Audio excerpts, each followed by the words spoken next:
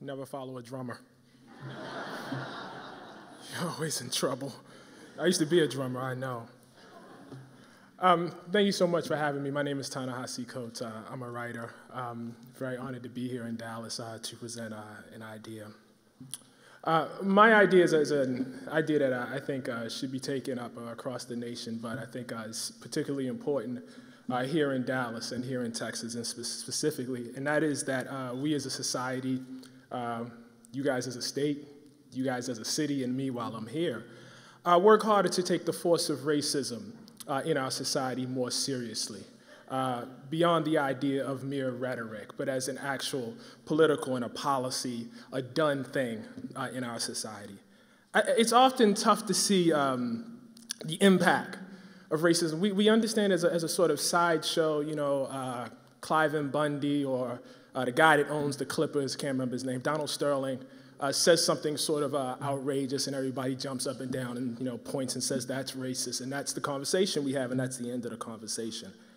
But for people like me who grew up in cities, we understand the issue a lot more intimately. I like to tell people, I was born in 1975, grew up in Baltimore, in the city of West Baltimore, at a time that should have been fairly celebratory. It was on the edge of the Civil Rights Revolution. It seemed that we had emerged out of this period, out of this shadow. And in fact, what we emerged into is one of the most violent eras in American history, period. During my time, murder rate was just off the charts, and everyone felt this living in Baltimore. There was a kind of great fear that descended over all of us.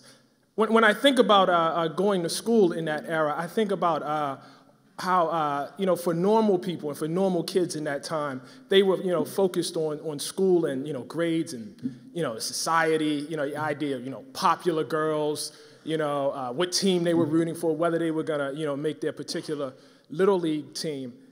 And I was primarily focused on the security of my body. I would say that, in an average day when I went to school, probably about 2/3 of my brain was devoted to school and another third was devoted to keeping my body safe. And I understood that this was not normal in America because I had a TV, and in the evenings I would come home and I would watch Mr. Belvedere, Family Ties, I don't know, whatever, was the corny 80s sitcoms that were out at the time. And I can see that out there that, kids, worried about different things, that the idea of physical safety was not, necessarily the point. It was not the highest attribute in their mind. And when I left Baltimore, when I visited my family in Philadelphia, when I visited my father's friends on the south side of Chicago, I understood that the children who lived there thought about things the way that I thought about things, that they too worried about the security of their body. And when I thought about the difference between our world and the world that I saw on TV, it was obvious to me that my world was black and that the world I saw on TV was white. What explains that? What explains that chasm? Well, I think if you wanted to pick a statistic, it's a pretty good one that comes out of Pew. And it estimates that for every $5 of wealth in every African-American family, there's $100 of wealth in white families. 20-to-1 wealth gap, sprawling, one that actually has gotten worse during the housing crisis that just passed us.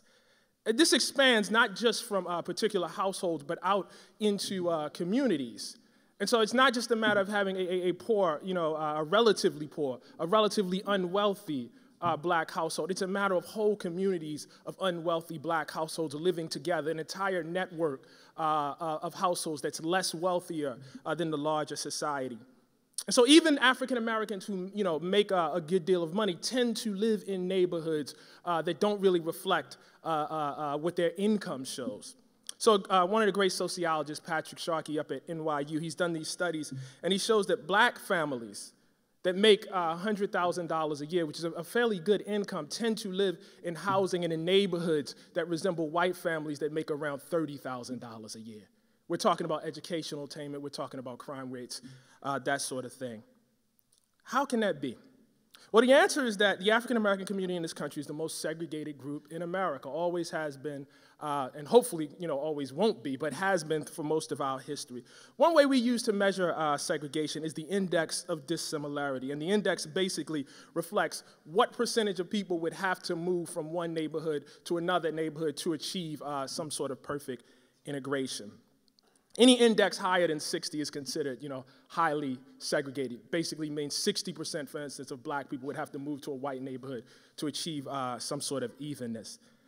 Dallas is not as bad as most cities. It has an index of about 64.4 in terms of black-white dissimilarity when we talk about segregation. Still pretty high, not as bad as cities like Chicago, Detroit, probably my hometown of Baltimore, and probably New York, where I live today. But the bottom line is it's still highly segregated.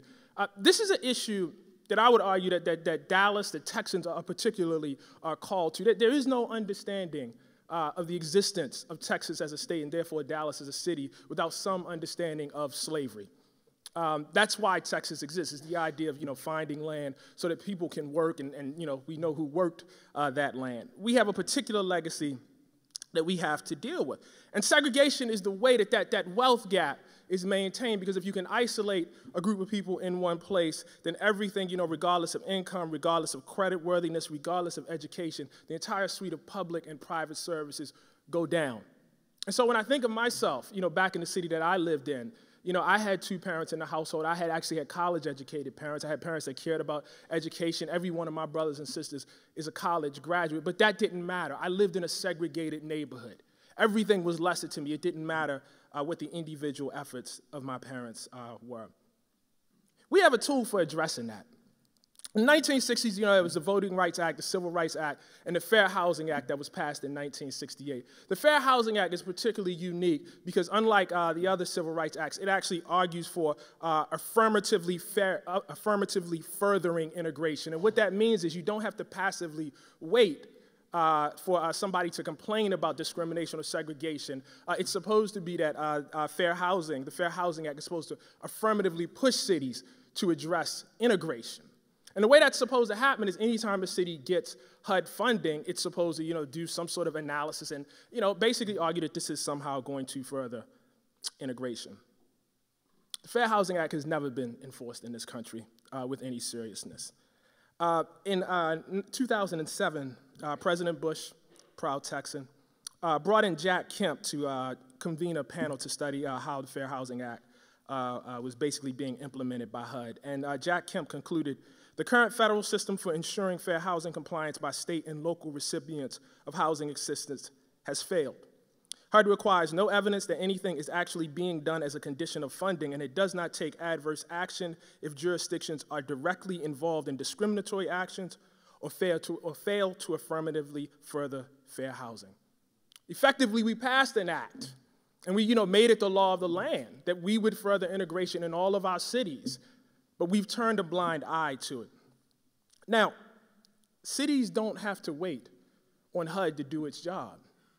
Cities shouldn't need HUD to come in and tell them that they have to affirmatively further integration. Integration, because of the very roots of our country, because of the very roots of a state like Texas and thus a city like Dallas, should be a primary part of our policy, should be a primary part of our housing policy. 64.4 for dissimilarity index may be lower than other cities, but it's still highly segregated, and it's still a number that disgraces Dallas. What could we do about that? Well, as I said, we don't necessarily have to wait on HUD. We can make it as part of our policy when we build affordable housing to not necessarily put it, in areas where we know people who need affordable housing are going to live, but to, further the interest of integration and have affordable housing across the city. Perhaps even more, so than that, one of the primary tools for fighting housing discrimination is hiring monitors and sending people out to different, like answering a housing ad for rental or for buying, and actively ferreting out discrimination. HUD currently does this in a few cities around the country, but they contract it out. It's not very well funded. Dallas doesn't have to wait on HUD. Dallas could hire people and have people, ferreting it out right now, looking for discrimination right now. All of this action requires something that I don't know that's present in America and thus may not even be present here.